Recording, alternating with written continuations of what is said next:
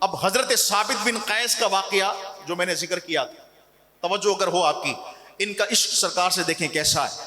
حضرت ثابت بن قیس جب آپ نے یہ آیت سنی، گھر میں اپنے آپ کو بند کر دیا، رو رہے ہیں، اور مرشد برحق کی بارگاہ میں جب ثابت بن قیس نظر نہ آئے تو پھر سعد کو بھیجا، کہا پوچھ کر تو آؤ ہمارا دیوانہ کیوں نہیں آ رہا، کافی دن ہو گئے۔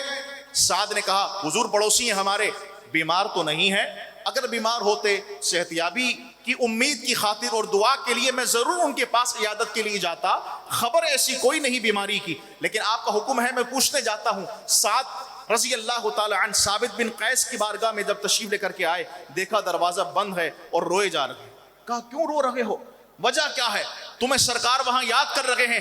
کہا رونا تو بنتا ہے، زندگی بھر جو عبادتیں کی ہیں، زندگی بھر جو اعمال صالحہ بتوفیق خدا کیے ہیں، یار میں تو سمجھتا ہوں کہ وہ سب ضائع ہو گئے۔ ساتھ پوچھتے ہیں کیوں ضائع کیسے ہو گئے؟ اب یہ ثابت بن قیس جو ہیں یہ سرکار سے اتنا پیار کرتے، اتنی محبت کرتے، اتنا عشق کرتے کہ جب سنا کہ نبی کی آواز سے اپنی آواز کو بلند نہ کرو تو ان کی جو آواز تھی وہ ویسے ہی بلند تھی۔ حضور کی خطیب ہیں یہ، بولے سبحان اللہ۔ حضرت ثابت بن قیس یہ حضور کے خطیب ہیں۔ کون ہے؟ حضور کے خطیب ہیں۔ سرکار سے بڑا کون خطیب ہوگا؟ اگر سرکار بھی کسی کو کہتے کہ خطاب کر، وہ ثابت بن قیس رضی اللہ، آپ کی آواز ایسی بلند، آپ کے الفاظ جملوں کا جوڑ توڑ وہ ایسا بلند اور بالا تھا کہ سرکار ان سے کہتے خطاب کرو ذرا ہم سن رہے ہیں۔ وہ ثابت بن قیس جن کی آواز ویسے ہی قدرے بلند تھی، اونچا سنا کرتے تھے تو آواز بھی بلند نکلتی تھی، اپنے آپ کو گھر میں بند کر لیا۔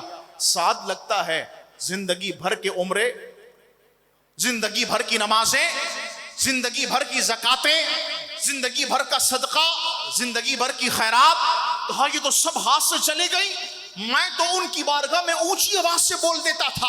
یہ ان کا عشق دیکھیں، ان کی محبت سرکار سے دیکھیں، ان کا ادب دیکھیں، اپنے اعمال کو سرکار کی بارگاہ میں جو تعظیم ہے اس کے ساتھ لگا کے دیکھ رہے ہیں۔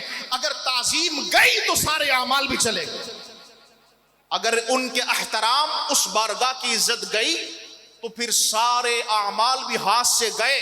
سعد نے کہا مبارک ہو تمہیں سرکار نے اپنی بارگاہ میں بلایا ہے، میں بلانے کے لیے آیا ہوں۔ ثابت بن قیس حضور کی بارگاہ میں ڈرتے ہوئے آئے، آنکھوں میں آنسو ہیں۔ کیا محبت کا بھرا وہ منظر ہوگا کہ سرکار اپنے دلدار کو دیکھنے کے لیے بیتاب، اور جو سرکار کا دلدار ہے وہ سرکار کی بارگاہ میں آنے کے لیے بیتاب۔ جب آنکھ سے آنکھ ملی ہوگی، محبت کرنے والے نے اپنے محبت کرنے والے کو جب دیکھا ہوگا، اللہ اکبر، وہ منظر نامہ ہم کیسے بیان کریں۔ ثابت بن قیس عرضی کرتے رہے حضور معاف کر دیجئے، حضور خطا ہو گئی ہے، بھول ہو گئی، معاف کر دیجئے، آئندہ میں اونچی آواز سے نہیں کہوں گا۔ سرکار نے فرمایا ثابت بن قیس آپ کیا چاہتے نہیں، آپ اس بات پر راضی نہیں کہ اللہ آپ کو ایک خوشیوں بھری زندگی دے؟ اما ترضا، تو آپ کہنے لگے رضیت یا رسول اللہ، میں اس بات سے راضی ہوں، اللہ آپ سے راضی ہے، اور کیا آپ اس بات پر راضی نہیں کہ آپ شہید ہو جائیں؟ ثابت بن قیس عرض کرنے لگے یا رسول اللہ میں اس بات پہ راضی ہوں، میں شہید ہو جاؤں۔ سرکار نے یہ خوشخبریاں عطا فرمائی، دو عظیم یہ نعمتیں آپ کو دعا کے اندر ایسے عطا فرما دی، سرکار راضی ہو گئے۔ یہ دیوانہ مجھ سے ادب اور احترام میں، تعظیم میں، عزت میں اتنا آگے آ گیا ہے، اپنے اعمال اس کو کچھ نظر نہیں آ رہے، نظر آ رہا ہے تو دربار نبی کی عزت نظر آ رہی ہے۔ کہا عزت والی زندگی گزارو، دعا عزت والی زندگی، کہا حضور میں اس پہ راضی ہوں، ٹھیک ہے۔ کہا خوشحال زندگی، کہا حضور اس پہ راضی ہوں۔ کہا شہادت کی موت، کہا حضور اس پر بھی میں آپ سے راضی ہوں۔ اب حضور کی وفات ظاہری جب ہو گئی نا، اس کے بعد پھر یمامہ کے مقام پر مسیلمہ بن کذاب کے ساتھ ٹاکرا ہوا ہے۔ ایک طرف حضور کے غلام ہیں اور دوسری طرف جھوٹی نبوت کا دعویٰ کرنے والا مسیلمہ بن کذاب ہے۔ اس مقام پر ایسا گھمسان کا رن پڑا تھا نا، ایسا کہ مسلمانوں کے قدم ایک مقام پر ڈگمگائے۔ تو وہیں پر ثابت بن قیس اور حضرت سالم رضی اللہ تعالی عنہ یہ دونوں کہنے لگے یار جب رسالت معاب کا دور تھا ہم ان کے ساتھ غزوات میں جاتے تھے تو کیا ہم ایسے لڑتے تھے؟ سنیں ان کے دل میں اپنائیت کیسی تھی دین اور اسلام کی. وہ حضور کو کہاں کہاں یاد کرتے. مجھ سے اگر مصلی پر یاد نہ کیا جائے, مجھ سے اگر بستر پر حضور کو یاد نہ کیا جائے, میں خوشحال زندگی میں یاد نہ کروں تو یہ میری محرومی کے سوا اور کچھ بھی نہیں. وہ کیسے عاشق دل نواز لوگ تھے جو جنگ کے میدان میں تلواروں کے سائے میں, نیزوں کی بوچھاڑ میں کہتے جب حضور ہوتے تو کیا ہم ایسے لڑتے ہیں؟ ثابت بن قیس کہہ رہے ہیں اللہ نے وہ جگرا سرکار کی دعاؤں کی برکت سے عطا کیا.